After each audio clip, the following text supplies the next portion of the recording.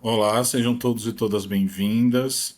Eu me chamo Pedro Martins, sou educador popular da Fase Amazônia e vou estar hoje com vocês em mais um episódio da nossa campanha Justiça Climática, as soluções vêm dos territórios, que é um videocast de iniciativa da Fase, no âmbito da COP30 e da Cúpula dos Povos, debatendo vários temas que são interessantes e pertinentes para a gente dentro desses debates, nesses espaços políticos que vão marcar e que já estão marcando o nosso ano de 2025.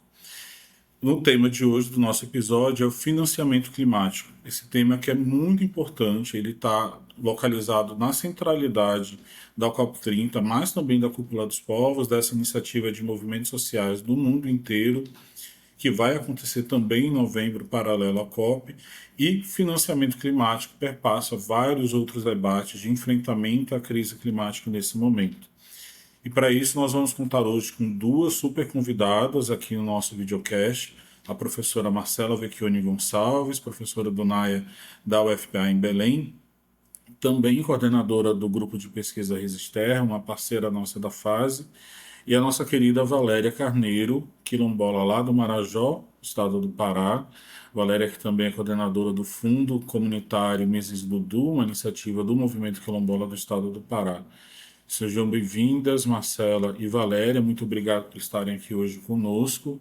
E para iniciar o nosso debate, queria ouvir vocês, Marcela e Valéria, sobre o que é esse financiamento climático e por que ele hoje assim é tão importante. Marcela? Então, obrigada pelo convite, Pedro, Fase, né? Então, o financiamento climático, como estavas falando, Pedro, é um eixo bastante estruturante, né, das negociações do clima, é um dos principais assuntos aqui para a COP30 em Belém, né? Mas quando a gente fala do financiamento, nessa perspectiva dos territórios, né, eu penso que é sempre importante a gente se perguntar, para pensar a estrutura desse financiamento, se o financiamento climático é um financiamento para a justiça climática, né? Isso nem sempre está no radar de quem está negociando, né? Nem sempre está nos parâmetros da negociação, infelizmente, né? Da negociação oficial. Então, eu penso que essa é uma primeira coisa para a gente ter na cabeça, né? Nem sempre o financiamento climático ele é um financiamento para justiça climática, né? Para reparação, né? Para quem já está sofrendo com as perdas e danos, enfim, com todos os efeitos negativos da aceleração das mudanças climáticas. Bom, um dos aspectos principais também da discussão de financiamento dentro da Convenção Quadro das Nações Unidas, né? E também dentro dessa perspectiva de que estamos numa COP agora que está sendo chamada de COP da implementação, né? O que isso quer dizer? Implementação do Acordo de Paris, né? E tendo no financiamento o seu eixo central, é um princípio que está lá no preâmbulo, né, do Acordo de Paris e que também está nos seus artigos 1 e 2, ou seja, no eixo central para poder mitigar os efeitos das mudanças climáticas, que é o princípio das responsabilidades históricas comuns, porém diferenciadas, né? O que isso quer dizer? Né? Isso quer dizer que países, né, que historicamente vêm poluindo mais, né, que historicamente são os responsáveis por esses efeitos dentro de um sistema de organização econômico e, cabe dizer também, financeiro, né, que é desigual, que provoca efeitos desiguais na sua própria gênese, na sua própria estruturação, teoricamente, eles teriam uma responsabilidade histórica de pagar essa conta, né? De financiar aí os processos para que pudesse se mitigar, adaptar e lidar com as perdas e danos relacionados às mudanças climáticas, né? Isso traz uma grande disputa no ambiente das negociações, né? Que coloca os territórios, inclusive, né? Os territórios em países que historicamente, né, estão numa posição desigual, né, ao receber esses efeitos das mudanças climáticas, coloca numa posição assim de batalha mesmo, né? Porque embora teoricamente esses países que historicamente poluíram mais, né, e causaram mais efeitos negativos relacionados à aceleração das mudanças climáticas, que tem a ver com o sistema de produção, tem a ver com uma forma de se desenvolver, né, de produzir socialmente o espaço e tudo mais, que tem que batalhar essa transferência de recursos mesmo, de capacidade, de tecnologias, que é uma coisa que os países mais desenvolvidos, principalmente nos últimos 5 anos, já sempre tiveram, mas nos últimos 5 anos estão tendo uma posição tanto quanto revisionista no ponto de vista de fornecer esse recurso via cooperação internacional, com recursos públicos para reparar essas desigualdades. Então, eu acho que isso é uma coisa importante para ter na cabeça, né? No âmbito das negociações, estamos em os países e, consequentemente, os territórios, né? Os sujeitos que estão dentro dos países estão numa posição de desigualdade, né? De desigualdade ambiental, social, climática, que é estruturante. Existe uma responsabilidade por quem foi mais responsável por produzir e provocar essas desigualdades para transferir os recursos, mas no aspecto que está lá no artigo 9 do Acordo de Paris, de transferir esses recursos no âmbito do recurso público, isso está cada vez mais sendo revisado, embora tenha sido um compromisso assumido pelos países em 2015 e renovado na COP de Glasgow em 2021, né? E aí vem, né, a gente pode falar disso mais para frente, vem mecanismos que são auxiliares, né, que são os mecanismos privados de financiamento climático, que vão trazer mais algumas camadas de dificuldade para que o financiamento climático proveja justiça climática. Obrigado, Marcela. E Valéria, também para a gente poder começar nesse debate, gostaria que você pudesse socializar com a gente, compartilhar das suas reflexões, né, reflexões orgânicas do movimento quilombola sobre o que é o financiamento climático. Mas o que é o financiamento climático também para vocês dentro do movimento, como vocês enxergam essa agenda do financiamento climático e as iniciativas de financiamento climático chegando, especialmente para as comunidades quilombolas da Amazônia. Gente, boa tarde. Obrigada, Pedro. Obrigada aos demais que estão aqui. Primeiro, queria ressaltar a importância, né, de uma discussão como essa, de ouvir o território. Eu sempre falo que as políticas públicas, elas dão certo a partir que elas são construídas a partir do chão, né, a partir do território. Financiamento climático não é diferente, ele precisa ser pensado a partir da necessidade dos territórios, a partir das especificidades de cada povo, né.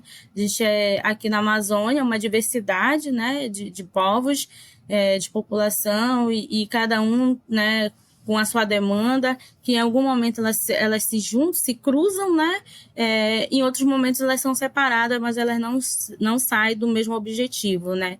Que é a gente poder valorizar e poder dar vida ao nosso povo, né? Acho que, como disse a nossa companheira Marcela, a gente precisa pensar que financiamento climático nem sempre é para a justiça climática. Isso é uma coisa que eu tenho dito também, né, que eu tenho mencionado em diversos espaços. Acho que o financiamento climático para o movimento quilombola, sobretudo, é a garantia do território. É a gente poder envolver a política pública de regularização dos territórios quilombolas dentro desse tão bem visto financiamento climático, né? Então, eu sempre menciono que não existe justiça climática no Estado brasileiro, se a gente não tiver essa reparação, se a gente não tiver essa valorização dessa política que é tão importante para o nosso povo, né? E a gente vem construindo isso, pensando, né, construindo estratégias, como, por exemplo, o Fundo Misis-Dudu, ele é uma estratégia coletiva, construída coletivamente, para a gente pensar que esse financiamento climático possa chegar na base e possa chegar pelas mãos certas, né? E construir junto com o nosso povo, com a nossa comunidade. Marcela, nesse debate importante que você já também colocou sobre o financiamento climático tem a ver com esse compromisso, mas um compromisso também em relação a uma responsabilidade construída historicamente de quem vai pagar essa conta. Então, entendendo quem vai pagar essa conta, esse princípio já instituído, né, das responsabilidades comuns, porém diferenciadas, queria te perguntar como é que chega esse financiamento climático? Quais são as formas que esse financiamento climático, que muito se tem falado nesse momento, aqui no estado do Pará, mas também em outros lugares, que o financiamento climático tem a ver com uma estratégia que também é de investimento, né? Que é de mercado. Então, esse financiamento ele está servindo exatamente para quê? Então, se você pudesse também comentar um pouco mais sobre isso, trazer para a gente, né, esse financiamento climático, como e para quê? Sim, Pedro, acho que é bem central isso, né? O como e o para quê. Então, assim, quando a gente pensa classicamente formas de financiamento, tanto para o desenvolvimento quanto o financiamento climático, porque o esquema é bastante parecido, na verdade, né? Ou seja, a gente não pode descontextualizar também o financiamento climático de um financiamento para o desenvolvimento, de um financiamento para a reconstrução, que já existe no mundo, né, no sistema ONU, desde o final da Segunda Guerra Mundial, né, que foi um momento, inclusive, de estruturação robusta do capitalismo financeiro, né? E eu estou falando disso porque tem a ver com a pergunta que você me fez, né? Do como e para onde vai. Então, assim, a rigor, nos marcos da convenção, classicamente, né, da Convenção Quadro das Nações Unidas para as Mudanças Climáticas, depois com o Acordo de Paris, e depois com o livro de regras, né, que vai decantar o Acordo de Paris, né, para sua implementação, esse financiamento ele deveria estar vindo de país para país, como? Via cooperação internacional, né? Esse é o arranjo clássico, né, do como países que poluem mais, né, que lá desde o protocolo de Kyoto, né, que estão no anexo A, deveriam estar fornecendo esses recursos para atividades que mitigam ou adaptam às mudanças climáticas. Teoricamente é daí, né? E daí que se desdobra. Porém, o próprio acordo, né? Ele tá assentado em duas bases, né? Que são importantes para a gente entender, né? O financiamento de onde vem, para onde vai, e como. Que é, primeiro, a principal unidade de medida, né? Das ações, né, relacionadas a clima, seja para mitigar, seja para adaptar, seja para reparar, é a emissão de carbono, né? Então, existe essa centralidade aí na emissão de carbono. Essa é uma coisa, né? A outra coisa é que a gente está falando, infelizmente, não de uma lógica de transformação, né? Não é uma lógica de transformação dos sistemas produtivos, né? Não é uma lógica de transformação do como se desenvolve, do como se distribui riqueza, do como se tem canais mais democraticamente abertos para se decidir o que se produz, como se produz, né? E como se distribui os resultados daquilo que se produz. Não é sobre isso. A base é onde se assenta é a compensação. O que quer dizer que, no final das contas, a gente não estaria, de fato, reduzindo as próprias emissões que são a base da métrica, né? Ou seja, o sistema continuaria funcionando do mesmo jeito, a gente só estaria compensando. Por isso, e se a gente está só compensando, os sistemas produtivos estariam funcionando da mesma maneira. Voltando à tua pergunta do investimento, do financiamento cada vez mais conectado do investimento, é isso. Então, as estratégias, né, de financiamento climático, elas vão estar cada vez mais relacionadas, né? Lá na nossa primeira parte da conversa, eu falei do artigo 9, né? Que é o financiamento público, de país a país, para poder cumprir as metas do Acordo do Clima. Pois bem, no Acordo do Clima também existe um outro artigo, que é o artigo 6, que é um artigo que vai trazer justamente essas outras dimensões público-privadas do mundo dos investimentos para que as metas do Acordo do Clima sejam cumpridas. Mas veja bem, as metas do Acordo do Clima, não necessariamente a gente está falando de justiça climática.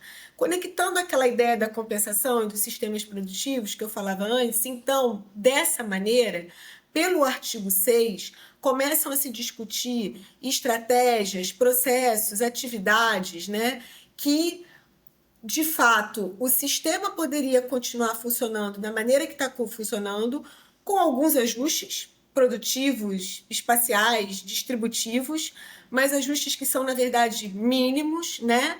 E que, mais ainda, poderiam estar se integrando numa lógica de compensação, que na verdade não é redução, de compensação, de neutralização, ou seja, a produção continuaria a mesma e haveriam atividades que seriam financiadas para neutralizar as emissões desse sistema produtivo que historicamente degrada e produz efeitos negativos de mudanças climáticas.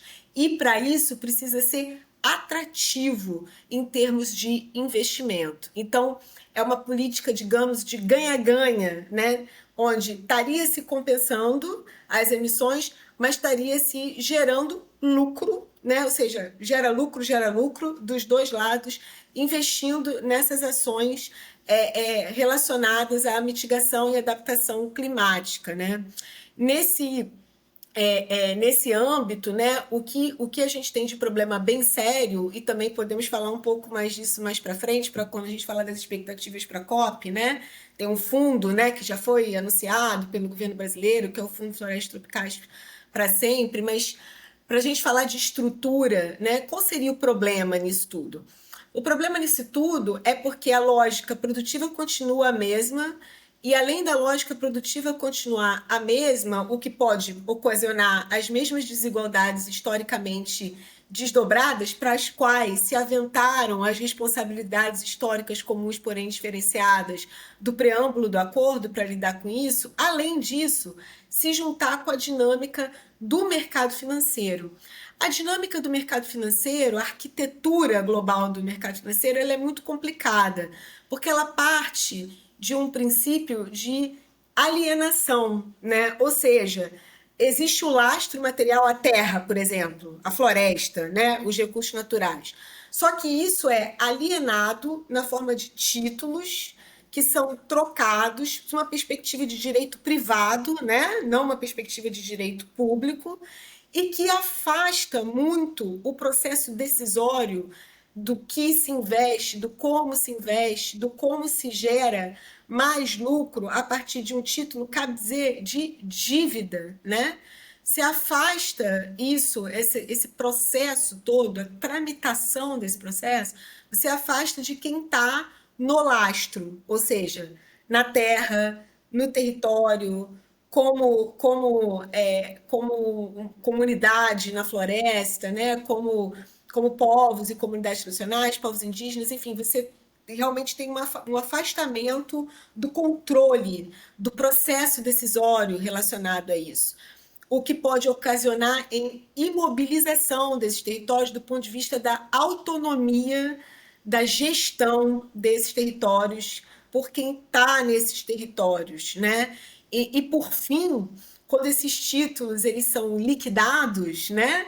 O que vai ser liquidado é o lastro, né? E no caso, por exemplo, de governos estarem assumindo a responsabilidade de cuidar para que esses fundos funcionem bem, essa dívida ela vai para o governo, né? O governo vai ser chamado de dívida pública, né? O governo tem que lidar com isso. Então, a gente pode estar trazendo uma outra camada, lembra lá das responsabilidades históricas comuns, porém diferenciadas, né? A gente pode estar trazendo uma outra camada de injustiça.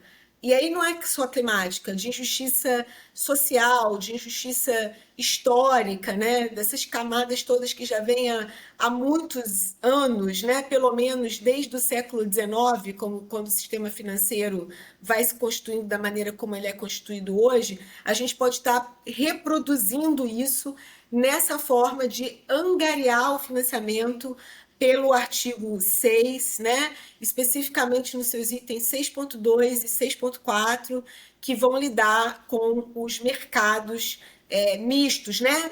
Públicos e privados de carbono para gerar esse dinheiro para as ações de mitigação e adaptação. Mas, de novo, vão gerar na mesma lógica que, historicamente, despossuiu, usurpou e criou relações de dívida social, ecológica na relação com os territórios. Gostaria de seguir então com Valéria Carneiro sobre o tema do financiamento climático. E nesse momento, Valéria, também te ouvir um pouco mais sobre essa experiência que é o Fundo Comunitário Meses Dudu. O fundo que surge a partir de uma demanda do próprio movimento, que é construído pelo movimento quilombola no estado do Pará, que hoje compõe a rede de fundos e que tem se tornado cada vez mais importante porque está muito conectado com o próprio movimento, né? Está ali ligado profundamente com o movimento quilombola, como mais um instrumento para esse movimento. E como é que você vê essa estrutura do Fundo Mises Dudu como um planejamento do movimento social pensando nesse financiamento climático? Acho que eu sou muito orgulhosa de falar, né, do Fundo Mises Dudu, que é uma estratégia criada, pensada e criada pelo movimento quilombola, por mãos coletivas, né, e que é sobre essa visão de atender de fato a comunidade, essa visão de que é num processo de escuta, né, que a gente consegue alavancar com as demandas da comunidade. Então, acho que uma coisa que a gente tem feito nesse sentido de escuta é tentar mapear essas demandas e construir junto, né? A gente hoje a gente teve hoje é o nosso último dia do planejamento estratégico do Fundo Mises para 3 anos, né? E dentro do planejamento estratégico a gente conseguiu trazer não só a coordenação do fundo, mas a coordenação da Malungo, que é a entidade, né, que responde pelo fundo, mas a gente também tentar ouvir a comunidade. Então esteve presente nesse momento as comunidades, sobretudo as comunidades que já foram atendidas, né, com o fundo, com o apoio do fundo. Então, ouvir as comunidades é ter essa satisfação de que, de fato, a gente está num caminho certo, a gente está podendo contribuir com as comunidades, a gente está podendo atender, de fato, as comunidades, né? É claro que tem um longo caminho pela frente, né? Mas a gente vem, sobretudo, começa a partir disso, né? A gente tem ocupado alguns espaços, inclusive junto à rede, a gente é parte dessa rede, a gente tem ocupado alguns espaços nas comunidades internacionais, né?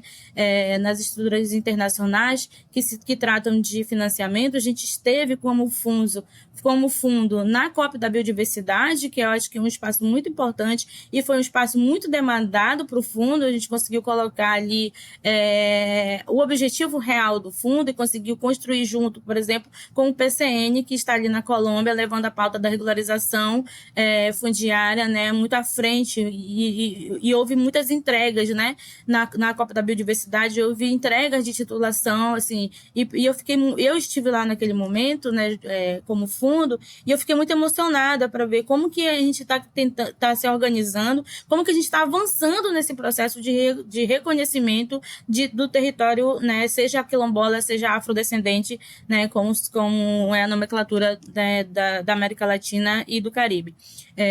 E a gente trabalhando nesse momento aqui, a nossa bandeira de luta com o movimento quilombola é a regularização do território quilombola, é a entrega da titulação, né?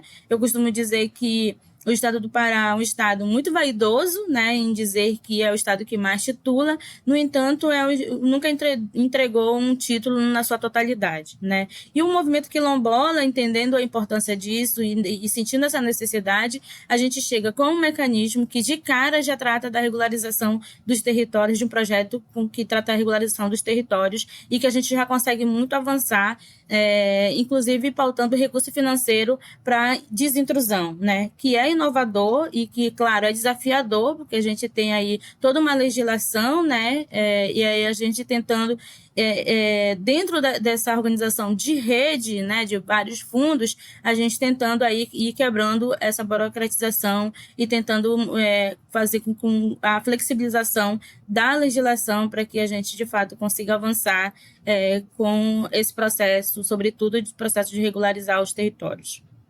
Valéria, eu vou continuar contigo nessa pergunta, porque você trouxe realmente coisas muito interessantes e até nesse aspecto da participação de vocês, né, quilombolas, do movimento e representando o fundo dentro de um debate de biodiversidade. Então, isso significa também que os olhares que estão voltados para o fundo Mises Dudu, eles são dentro da temática de clima, dentro da temática da regularização fundiária, mas também da biodiversidade, é isso? E como é que você está vendo de onde está vindo essa procura para o Mises e Dudu e também o que que o Mises e Dudu, o que que o Mises e Dudu enxerga, né? Para onde o Mises e Dudu está olhando. Então, assim, acho que a gente tem ocupado espaços muito valiosos, muito valorosos, né? Acho que o Mises Dudu ele chega como uma iniciativa muito inovadora, mas para além de inovadora, assim, muito consistente também. A gente tem uma pauta a seguir, né? E aí a gente costuma dizer aqui nos bastidores que a nossa luta não é somente pela biodiversidade, é pela sociobiodiversidade, né? Acho que os territórios eles fazem a sociobiodiversidade, é eles que mantêm a sociobiodiversidade. E aí quando a gente fala da questão de proteger os territórios, de garantir com que os territórios estejam regularizados, é justamente manter essa sociobiodiversidade também, né? A gente sabe os riscos que a gente corre não tendo a regularização do território. A gente tem enfrentado, sobretudo no estado do Pará, né, o avanço do agronegócio, sobretudo no Marajó, o avanço do agronegócio, o envenenamento, né, dentro do agronegócio, infelizmente, tem um envenenamento, porque eles precisam, além de desmatar, né, matar o restante do, que eu digo, nem é do mato, é do solo, né? Então, as comunidades já têm sofrido esse impacto, né, a partir do avanço desses grandes projetos. E cabe a nós, como uma estratégia, garantir com que a biodiversidade seja valorizada, que seja mantida e, sobretudo, a sociobiodiversidade, porque envolve pessoas, né? Envolve toda uma população que luta ali pela sobrevivência, né? Então, obrigado, Valéria, por essa contextualização muito importante que você traz, inclusive fazendo a conexão com outros temas, né, da proteção da biodiversidade, da proteção do território, do combate ao uso aos agrotóxicos.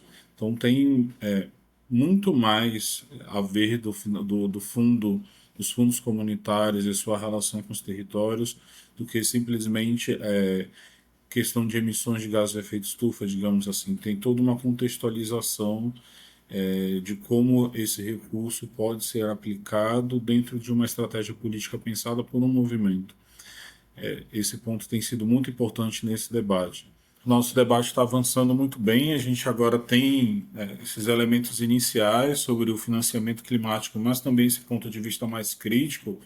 O financiamento climático não é uma coisa assim tão pura e simplesmente o cumprimento de responsabilidades, mas também uma agenda através da qual se tem muito instrumentalizado interesses financeiros, interesses de apropriação, e como essa pauta ela continua sendo em disputa, ao mesmo tempo que também estamos conseguindo ter essas experiências, principalmente a partir dos territórios, a partir dos movimentos sociais e das comunidades, ótimos exemplos de como deve ser esse caminho do financiamento, e esse caminho do financiamento também sendo pautado pelos movimentos sociais, que é a experiência dos fundos comunitários. Mas, bem, já estamos aí nessa proximidade da COP30 e o que a gente vai aprofundar agora é quais as nossas expectativas e apostas para a COP30. O que que a gente vai ter de receio, o que que a gente acha que pode ganhar e o que que também a gente quer mostrar, porque a COP30 vai servir não só para as negociações, mas por ela acontecer em Belém, ela vai ser também um momento de muita visibilidade para essas demandas históricas construídas pelos movimentos sociais. Então vamos começar pela Marcela.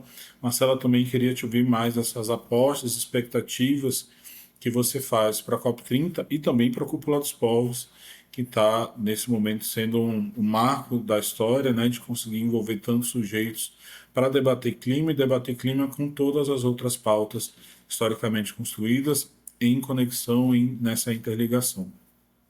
Então, acho que você já falou, já respondeu, né? Já respondeu na pergunta. Eu acho que é um momento, né, do ponto de vista assim dos elementos, né, que vão compondo esse processo político da COP, né, e da cúpula também. Acho que esse aí já está uma coisa importante, né? A gente não está falando e para falar de financiamento, então isso é super fundamental. A gente não está falando de um evento, né? A gente está falando de um processo, seja para a COP, né? Seja para a cúpula, né? E esse debate sobre financiamento sempre foi muito central nesse processo, porque é importante dizer, como a gente já conversou aqui, que, claro, né, a gente está focado no clima, na emergência, na crise, né? Acho que é melhor a gente dizer assim.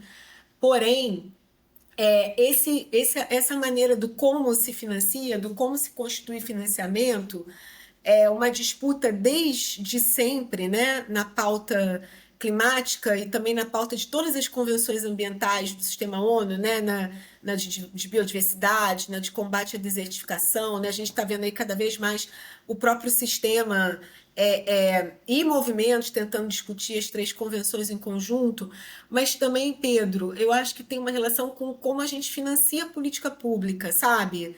Financia política pública de proteção territorial, de combate ao desmatamento, de destinação de terras, sabe? De regularização fundiária. Então, o que a gente está vendo como uma tendência aí no processo, e acaba que, como o clima, né, é uma agenda que cada vez mais, por motivos óbvios, né? Por causa da dimensão planetária e a condição que a gente está, né, de crise, como o clima cada vez mais ele abrange, né, a agenda de política social como um todo, né? O que a gente vê sendo captado por essa história toda é um processo de financiarização das políticas sociais. E com o clima isso não é diferente. Eu acho que nessa COP, na COP 30, e de novo, em decorrência de um processo, né, que isso está acontecendo só agora, esse processo de financiarização das políticas sociais, aí no caso relacionado ao clima, fica mais evidente, né? Então, as grandes apostas, né, de governo, né, do ponto de vista do que a gente chama nas negociações, não só das NDCs, que são as contribuições nacionalmente determinadas, que é o que oficialmente vai compor o que a gente chama de Global Stock Take, o estoque global, né, que é lá o artigo 2 e 3 do Acordo de Paris, né, que é a base de toda a negociação, né? O estoque global é o que compõe a base para o que vai ser negociado. Para financiamento, para contribuição, né? É ali. É muito importante conhecer, né, o que está ali naquele estoque global. O que conta, né? O que conta e o que não conta, como conta, né? Mas é importante a gente ver que o que se oferece para lidar com esse estoque global, para combater o que de negativo aparece no estoque global e para financiar o que de positivo tem no estoque global para lidar com o negativo, são processos majoritariamente de financiarização de políticas, entende? Que aí vai remeter àquela discussão que a gente estava tendo antes, que é a discussão relacionada ao déficit democrático do processo decisório, do como se constitui financiamento e como. Então, o que está aparecendo como solução, né? E aí vamos pensar no Brasil aqui. O Brasil tem duas grandes apostas, né?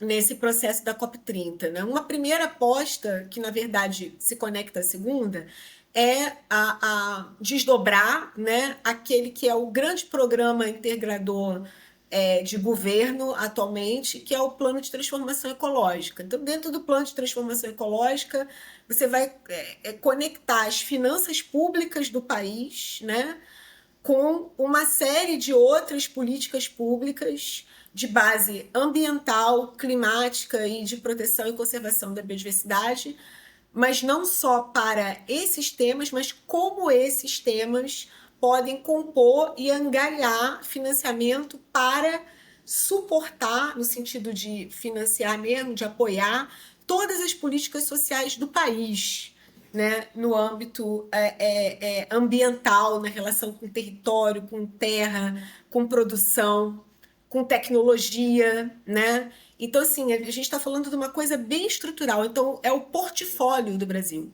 né? As contribuições nacionalmente determinadas do Brasil, elas estão permeando, elas são permeadas por todas as propostas, por todos os eixos que aparecem no Programa de Transformação Ecológica. Uma das coisas que tem no Programa de Transformação Ecológica, que já foi anunciado na Semana do Clima em Nova York, há aproximadamente 2 semanas atrás, é o Fundo Florestas Tropicais para Sempre, né? Esse fundo, inclusive, ele é discutido no âmbito do que a gente chama de Agenda de Ação Climática, que é a agenda da presidência da COP, né? Não é a agenda do Brasil negociador.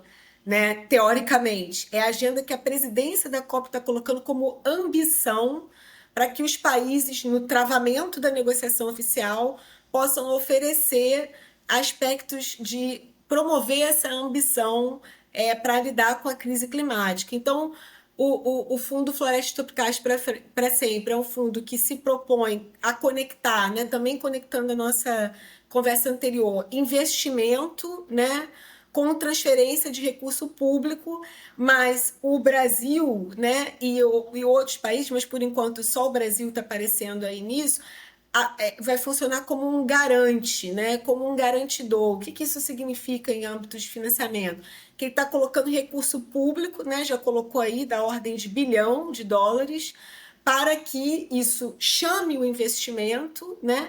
E por que isso chama o investimento? Porque se a rentabilidade do fundo não for a esperada, o Brasil é como se o Brasil fosse um fiador de contrato. O Brasil paga ao investidor. Se o Brasil paga ao investidor, o Brasil transfere os seus recursos públicos para o investidor que apostou em financiar essas políticas de âmbito climático e ambiental, né? E que não teve o retorno esperado.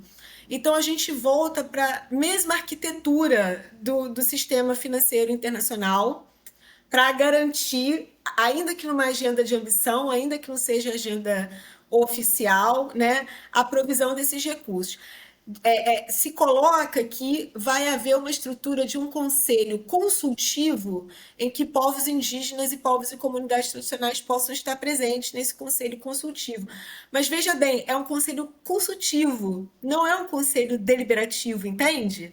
Para participar das decisões relacionadas à governança desse fundo, né, que vai funcionar numa lógica da arquitetura financeira global que historicamente é usurpadora, é produtora de dívida, é produtora de desigualdades, né? Então, ainda que se preveja pelo menos 20% dos recursos sendo diretamente acessados pelas bases, pelos territórios, eu acredito que isso, na ótica de provisão de justiça climática, não é o suficiente.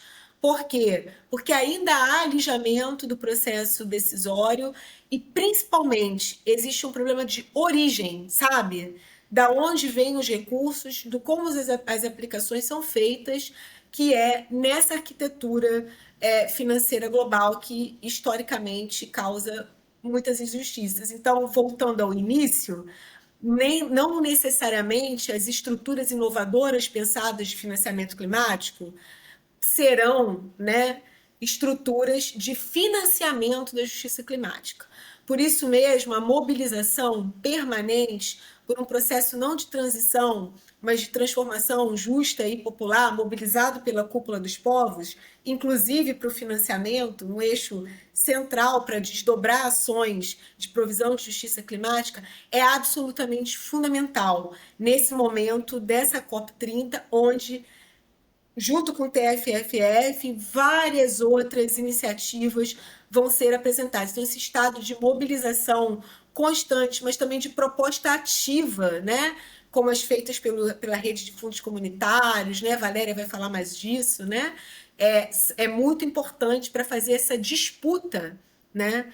Do que e como garantir e construir justiça climática via financiamento climático. Obrigado, Marcela. Para fazer essa sequência, o que a gente está verificando aqui é quais são as apostas para a COP30 e para a Cúpula dos Povos, para esse período que a gente já está chegando bem pertinho, já vai começar, já para a gente já está começando na verdade, mas quais são suas apostas, suas preocupações e também como é que você está lendo esse momento para o movimento quilombola, especialmente do estado do Pará, no tema do financiamento climático. Vai ser um momento de oportunidade, vai ser um momento de desafios a serem colocados, vai ser um momento mais difícil. O que tem de favorável nesse contexto também ou não para o Fundo Mises Dudu? Bom, gente, confesso para vocês que sobre a notícia da COP30 ser aqui no estado do Pará, né, me criou várias expectativas, né? A COP Clima sendo aqui, sobretudo no estado do Pará, que é o estado que mais desmata e tem um histórico aí sobre os avanços da mudança climática, né, exorbitante. E aí eu vi ali uma grande oportunidade. Eu acho que o tema de financiamento climático ele é uma grande oportunidade, não deixa de ser desafiador, acho que é desafiador, né, sobretudo para os territórios, mas ele também é uma grande oportunidade. O que eu acho que uma das minhas expectativas é que o governo brasileiro consiga fazer grandes entregas, né, dentro da COP, né, mas isso também me baixa essa expectativa. Eu estive agora na Conapi, né? A Conapi que aconteceu em Brasília, a quinta Conapi. Eu estive na abertura da Conapi, feita pelo presidente Lula, pela ministra de Igualdade Racial, né? E eu confesso para vocês que eu vim de lá meio frustrada pelas entregas, assim. Eu senti muita falta das políticas, de fato. Acho que eles fizeram um balanço de resultados ali, e não houve nenhuma menção, né, sobre titulação dos territórios quilombolas. Isso eu confesso para vocês que meio que me abalou um pouco, assim, eu fiquei triste. No entanto, eu espero que o governo brasileiro faça uma surpresa, né? Sobretudo para o estado do Pará, que eu acho que é o estado, né, que tem um grande compromisso, apesar de ter um avanço grande, né, e ter uma culpa, né, no avanço das mudanças climáticas por conta da irresponsabilidade mesmo, né? Mas a gente tem uma população gigantesca aqui, né, de comunidades tradicionais, sobretudo população quilombola, população indígena, que protege o território e que eu acho que merecia ter essa entrega na COP, né? Então, acho que a COP ela deveria o governo brasileiro deveria ter se preparado, né, para fazer essas entregas, já que trouxe a COP para o estado e a gente sabe, né, qual é o contexto da COP Clima, né?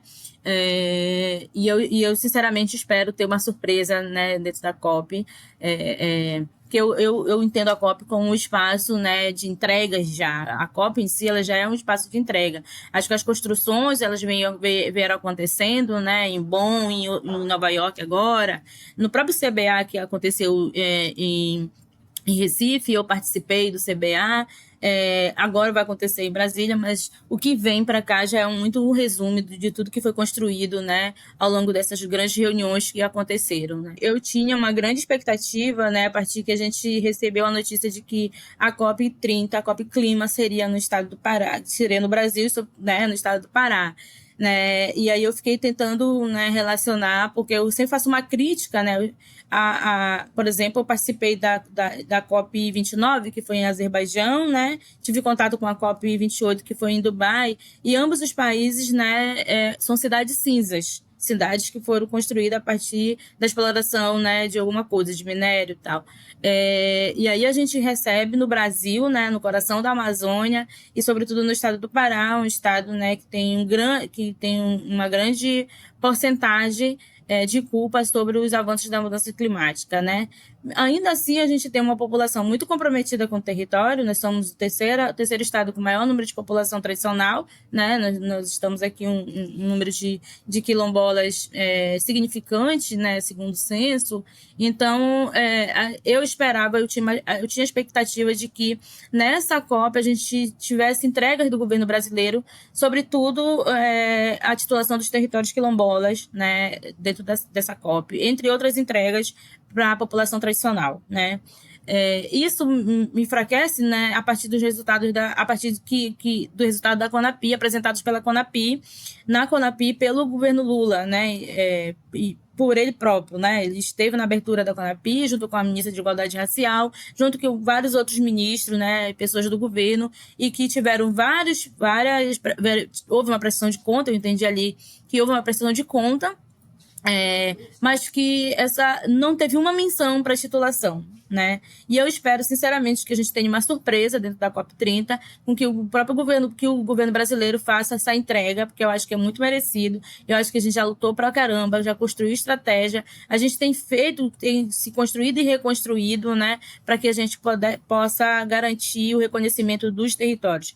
E aí, eu sempre falo que não é regularização dos territórios, é reconhecimento mesmo da população quilombola, sobretudo da população quilombola, porque a população quilombola que foi trazida para cá e que e que resistiu a esses 500 anos, e o Brasil tem essa dívida com a gente, precisa reconhecer essa dívida. E uma das formas de reconhecer a dívida com o movimento quilombola é reconhecendo os seus territórios, né?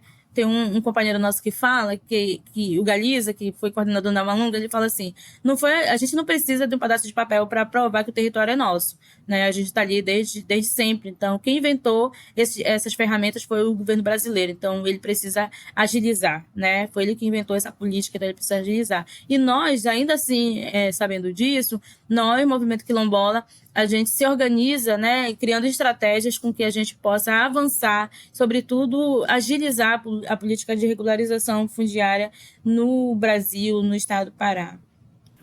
Que bom, Valéria, de poder te ouvir ainda mais um pouco sobre esse assunto.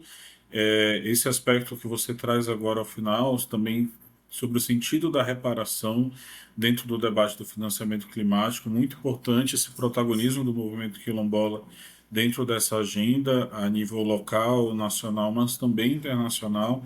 E vamos esperar também que a denúncia, né, feita pelos movimentos sociais sobre essa falta de reparação chegue dentro dos espaços de negociação da COP30, porque a Cúpula dos Povos também vai estar responsável por fazer essa mobilização.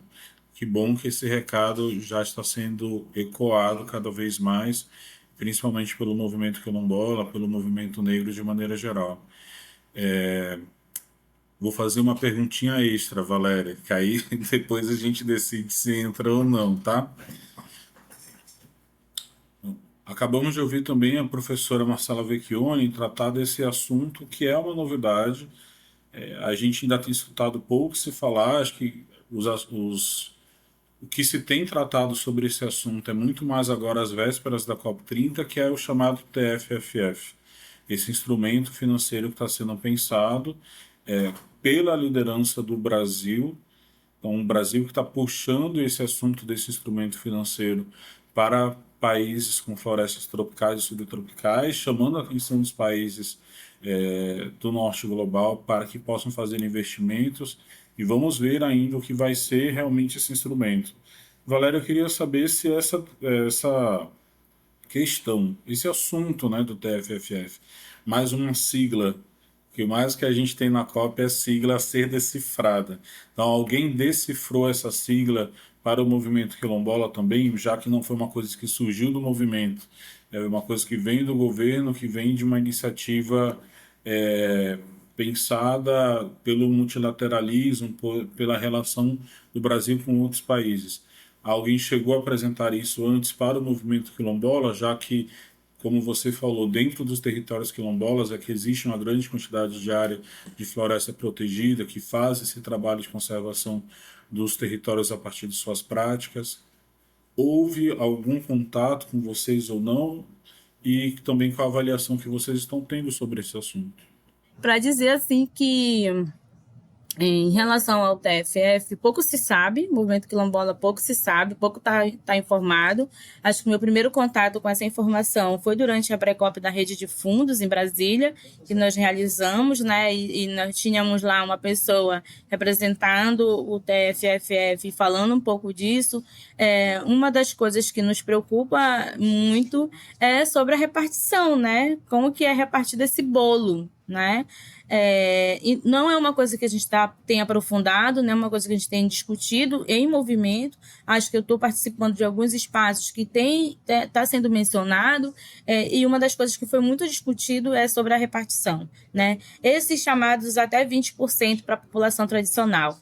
E aí houve vários questionamentos sobre isso, uma vez que é trazido por você, afirmado por diversas pessoas, quem faz a conservação da floresta somos nós. E nós só vamos ter 20% dessa fatia, né? Então, o que se pode fazer uma população gigantesca, que é a população amazônica. O que se pode fazer com 20% desse recurso? Claro, não sabemos o valor desse recurso, como você trouxe, é uma iniciativa do governo brasileiro, né, da Casa Brasileira. O que eu sei é que ainda está em discussão, mas a gente sabe que uma coisa vinda do governo brasileiro, de qualquer governo, quando se espalha a notícia, quando se dá a notícia é uma coisa que já está quase garantida, né? Então, acho que não houve uma escuta, não reconheço essa escuta, se houve, eu não estou sabendo, mas não houve de fato uma escuta. Não sei como foi esse mapeamento, né? Provavelmente foi feito um mapeamento de floresta para chegar nesse dado, né? Um colega que estava lá fez um cálculo muito rápido lá e viu que, por exemplo, a gente vai ter uma pessoa, vai ter menos de 1%, menos de 50%, menos de 5% do acesso a esse recurso, né? Então, é uma discussão assim que para a gente ainda não está ampla, não é uma discussão que o movimento quilombola tem feito, não é uma informação que está sendo, né, compartilhada junto ao movimento quilombola, Pedro. Bem, já estamos chegando bem perto do final, do encerramento do nosso episódio sobre financiamento climático. Gostaria de agradecer muito a contribuição super especial da professora Marcela, da companheira Valéria Carneiro, coordenadora do Fundo Mises Dudu. Foi ótimo dialogar com vocês. Para quem também nos assiste, muito obrigado. Quem acompanhou toda essa série, assistiu os episódios, está assistindo esse último. Muito bom para a gente estar com vocês. Quem quiser ter mais informações pode acompanhar pelo site da Fase, fase.org.br, e também nas nossas redes sociais, no Instagram, no X e no LinkedIn, e por lá vocês vão ter mais informações também. Valéria, queria também pedir agora ao final que você fizesse suas considerações, já se despedindo do público, e mais uma vez agradecer pela sua contribuição. Gente, eu que agradeço vocês, obrigada Pedro, obrigada Isabelle e Rodrigo que estão aqui, né? Muito obrigada pela acessibilidade de perceber, né? De perceber a gente, né? De ter dado a oportunidade de a gente falar um pouco de um tema que é tão importante, embora emblemático, mas é tão necessário para a nossa população, né? Então tenho todo um carinho também, né? De poder vir participar com vocês, poder falar desse tema, né? Eu espero que a gente se encontre e se reencontre por aí. Eu espero que, de fato, a gente tenha uma visibilidade como população tradicional dentro dessa COP. A gente tem se preparado para isso, tem preparado os territórios para participar da cúpula, para participar da COP em si, né? Estudar sobre isso, que eu acho que é importante, né? A COP Clima é uma COP muito importante e que as comunidades precisam se compreender e, sobretudo, se enxergar dentro de um processo que trata da vida delas, da permanência no território, né, da permanência na Amazônia. Então, assim, de coração, obrigada mesmo. E contem com a gente sempre que precisar, sempre que for necessário, podem chamar, que a gente vai estar aqui. Já estamos encerrando, então, aqui nosso quarto episódio do videocast, que faz parte da campanha Justiça Climática, as soluções vêm dos territórios. E para finalizar esse quarto episódio, passar para a Marcela fazer também suas considerações finais e a gente já finalizar aqui a nossa gravação.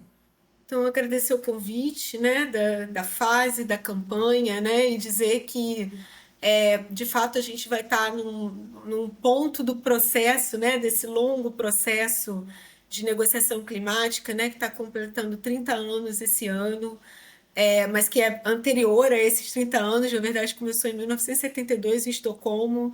A gente vai estar num ponto bastante importante, principalmente considerando os povos da floresta, né?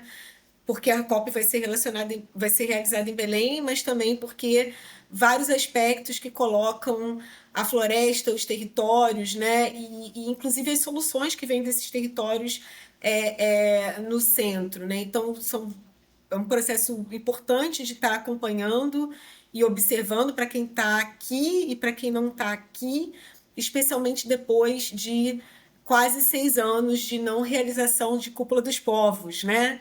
Em que não se podia ter esse outro espaço político de acompanhamento e de mobilização constante para justiça climática. Então, vai ser um momento bem importante para a gente estar acompanhando. Obrigada. Obrigado, professora Marcela. Obrigado também, Valéria, pela sua participação.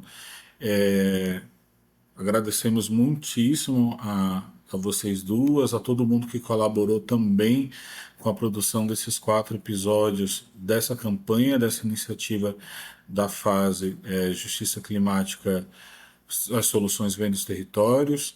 Nós já estamos aqui muito perto do início da COP30 em Belém, então já estamos aí animados, bastante animados e ansiosos por esse momento. Agradecemos também toda a produção que esteve envolvida nesses 4 episódios, a todos os convidados e convidadas, ao público também que nos acompanhou. E para quem pôde estar aqui conosco nesse episódio, acompanhe também nosso site, fase.org.br.